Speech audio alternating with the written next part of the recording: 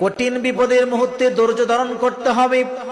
আজকে ছোট্ট সন্তান মারা গেলে আমাদের তো হাওতাশির কোনো সীমা থাকে না। তবে একটা কথা আমি আপনাদেরকে বলে যাই, ছোট্ট মাসুম বাচ্চা মারা গেলে কলিজার ভিতরে ব্যথা লাগতে পারে, এটাই স্বাভাবিক। কারণ বিশ্বনবীর কলিজার টুকরা সন্তান যখন এক এক করে 3টা কলিজার টুকরা সন্তান যখন বিদায় নিয়েছিলেন, রাসূলের 7 জন সন্তানের ভিতরে মেয়ে এবং ছেলে, 7 জনের ভিতরে 6 জনই দুনিয়া থেকে বিদায় নিয়েছিলেন, একজন মাত্র ছিলেন হযরতে খাতুনে জান্নাত ফাতেমা রাদিয়াল্লাহু তাআলা আনহা।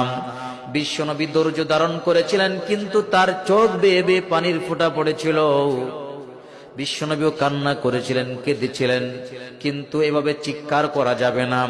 যারা চিৎকার না করবে, ধৈর্য ধারণ করবে, কিয়ামতের কঠিন ময়দানে সন্তানগুলো কিভাবে তাদেরকে নাজাতের জন্য আল্লাহর কাছে দোয়া করবেন। কিয়ামতের মাঠ যখন কায়েম হয়ে যাবে, ওই যে দুধের সন্তানগুলো আল্লাহর কাছে ফরিয়াদ করবে, মালিক,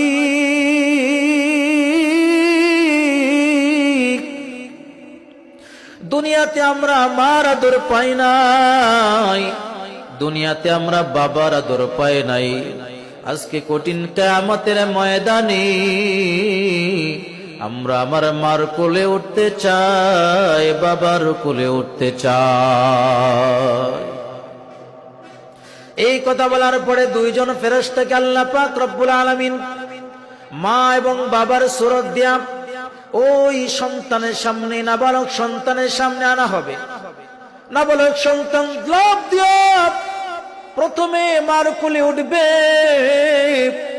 দীর্ঘ নিঃশ্বাস নিয়া তার বুকের মধ্যে নাকটা লাগাইয়া দীর্ঘ নিঃশ্বাস নেবে, এরপরে কোল থেকে নেমে আসবে, আবার বাবার কোলে দৌড়ে উঠবে, তার নাকটা বুকের মধ্যে নিয়া দীর্ঘ নিঃশ্বাস নেওয়ার পর আবার কোল থেকে নেমে আসবে, আল্লাহকে ডাক দেয়া বলবে, আল্লাহ,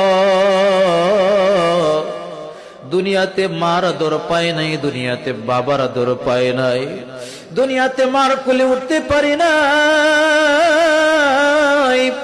দুনিয়াতে বাবার কোলে উঠতে পারি নাই, আজকে কঠিন কিয়ামতের ময়দানে নকল মা নকল বাবা বানাইয়া আমার কাছে নিয়ে এসেছেন, নকল মার কোলে উঠতে চাই না, নকল বাবার কোলে উঠতে চাই না। আল্লাহ পাক রব্বুল আলামিন বলবেন, নকল এবং আসল কিভাবে চিনছো এটা বলে, এরপরে তোমাকে তোমার মা বাবাকে এনে দেওয়া হবে। এবার ওই ছোট্ট সন্তান, মাসুম সন্তানটা ডাক দিয়ে বলবে, আল্লাহ।